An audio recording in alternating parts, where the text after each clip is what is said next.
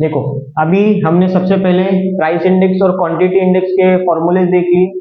अभी हम देखेंगे वैल्यू इंडेक्स नंबर का फॉर्मूला। ठीक है, तो कोई जिसने क्वांटिटी इंडेक्स और प्राइस इंडेक्स के क्वेश्चन नहीं दिखा होगा तो वो पहले देख लेना, उसके बाद वैल्यू इंडेक्स नंबर समझ में आ जाएगा। अब देखो ध्यान दो, वैल्यू इंडेक्स नंबर में क्या रहता है, जितनी भी वैल्यूज रहती है उसका कैलकुलेशन करना पड़ता है। अब देखो ध्यान देना, एक एक चीजें कैसे कैसे निकालेंगे हम लोग। ठीक है, ये हमारे पास ऐसा क्वेश्चन दिया है, बेस ईयर दिया है एक, और दूसरा दिया है हमारे लिए करंट ईयर। ठीक है, प्राइस दी है, क्वांटिटी दी है बेस ईयर की, और करंट ईयर की भी प्राइस और क्वांटिटी दोनों दिया है। पिछले क्वेश्चन में प्राइस का अलग निकालना था, क्वांटिटी का अलग निकालना था। इसके लिए बता रहा हूं कि पहले प्राइस और क्वांटिटी का देख लेना, उसके बाद ही ये चीजें समझ में आएंगी। क्योंकि इसमें क्या है, मिक्स है, बेस ईयर का प्राइस क्वांटिटी एक साथ में दिया, करंट ईयर का प्राइस क्वांटिटी एक साथ में दिया।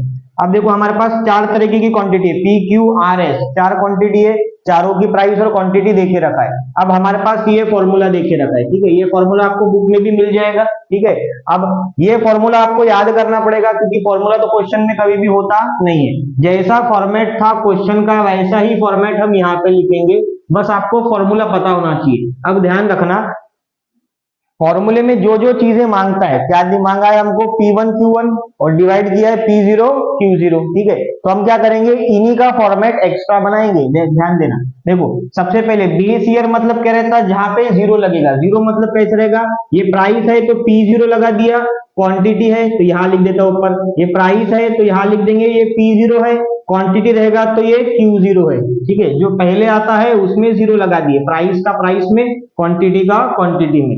उसके बाद करंट ईयर जो चालू वर्ष है उसमें क्या लगा देंगे, ये प्राइस का P1 है और क्वांटिटी का क्या लगा देंगे हम लोग, Q1।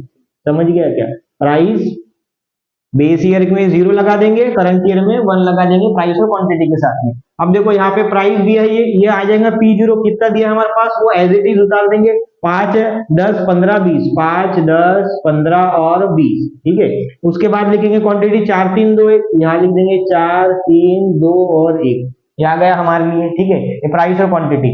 अब ये निकालना है तो ये बाद में निकाल लेंगे। ठीक है, पहले P1 Q1 पे लिख देते 20 30 40 50, तो यहाँ लिख देंगे 20 30 40 50। ठीक है, ये मेंशन कर दिया। यहाँ पे कर देंगे क्वांटिटी 10 8 6 4। ठीक है, 10 8 6 और 4। ठीक है, प्रॉपरली उस चीज को मेंशन कर दिया। अब हमको मेन चीज क्या निकालना है, P1 Q1, तो P1 Q1 यहाँ पे है तो यहाँ पे निकल जाएगा P1 Q1। P0 Q0 कहा दिया, यहाँ पे दिया है तो उसके साथ में उसका कॉलम, कॉलम उनके साथ में बनाओ, लास्ट में भी बनाए चलता है लेकिन साथ में बनाए तो कैलकुलेशन इजी हो जाएगा। अब देखो P0 Q0 मतलब क्या करना है, P0 को Q0 से मल्टीप्लाई करना है। 5 गुना करेंगे 4, कितना आएगा 20, 10 गुना 30, यहाँ पे आएगा 30। ठीक है, 10 गुना 3 30 आएगा, 15 गुना 2 कितना आ जाएगा हमारे लिए 30, और 20 गुना 1 आ जाएगा 20। समझ गया क्या, अब इसकी टोटल निकालेंगे, कितना गया 50, और ये 50 मिल जाएगा यहाँ पे 100, तो ये जाए टोटल समेशन P0 Q0 कितना निकल गया 100। दोनों को मल्टीप्लाई कर करके यहाँ पे उनकी वैल्यूज निकाल ली। सेम चीज यहाँ करेंगे, यहाँ पे कितना आएगा P1 Q1, मतलब P1 Q1 को मल्टीप्लाई करना है। 200 गुना 10 कितना जाएगा, सॉरी 20 गुना 10 200 आ जाएगा, 30 गुना 8 कितना आएगा 240। ठीक है, 8 3 24, 6 4 भी आता 24, तो ये भी बन जाएगा 240। ठीक है, और फिर आएगा 50 गुना 4। ठीक है, तो ये कितना बन जाएगा हमारे लिए 200।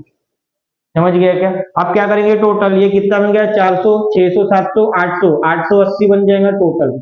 40 40 मिला के 80 हो गया, और टोटल बाकी का 800। ठीक है, अब क्या करेंगे, फॉर्मूले में डाल देंगे, ये P1 आ गया हमारे लिए, P1 Q1 कितना निकल गया हमारे लिए 880, डिवाइड कर देंगे P0 Q0, P0 Q0 की टोटल निकली है 100, मल्टीप्लाई करेंगे 100 जो था। ठीक है, अब यहाँ पे 100 और ये 100 क्या हो जाएगा कैंसल, तो ये निकल जाएगा हमारे लिए V01। ठीक है, वैल्यू इंडेक्स नंबर के फॉर्मूले से कितना बच जाएगा 880, ये निकल गया हमारा फाइनल आंसर। समझ गया, लिख लो।